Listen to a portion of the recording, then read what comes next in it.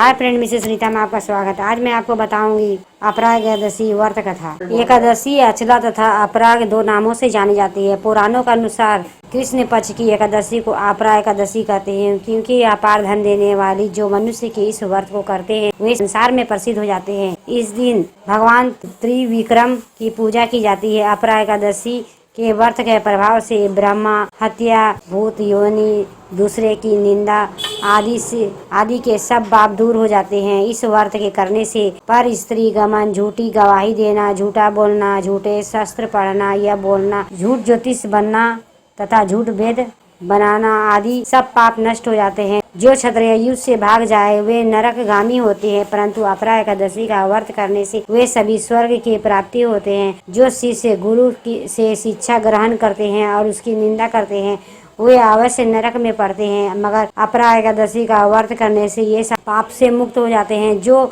हर तीनों पुष्कर में कार्तिक पूर्णिमा को स्नान करने से, गंगा तट के पितरों को पिंडदान करने से प्राप्त होता है, वही अपरा एकादशी का व्रत करने का से भी प्राप्त होता है। मकर के सूर्य में प्रयागराज के स्नान से, शिवरात्रि का व्रत करने से, सिंह राशि और बृहस्पति गोमती नदी के स्नान से, कुंभ में केदारनाथ के दर्शन से, बद्रीनाथ के दर्शन से, सूर्य ग्रहण में कुरुक्षेत्र के स्नान से, स्वर्ण दान करने से अथवा अर्ध परशुता गोदान से जो फल मिलता है वही फल अपरा एकादशी के व्रत से मिलता है। यह व्रत पाप रूपी वृक्ष को काटने के लिए कुल्हाड़ी है, पाप रूपी ईंधन को जलाने के लिए अग्नि, पाप रूपी अंधकार मिटाने के लिए सूर्य के समान, मृगों को मारने के लिए सिंह के समान तथा मनुष्य को पापों को डरते हुए इस व्रत को अवश्य करना चाहिए। अपरा एकादशी का व्रत तथा भगवान का पूजन करने से मनुष्य के सब पापों से छुटकर विष्णु लोक में चला जाता है। इसकी प्रचलित कथा के अनुसार प्राचीन काल में महिध्वज नामक एक धर्मात्मा राजा थे। उसका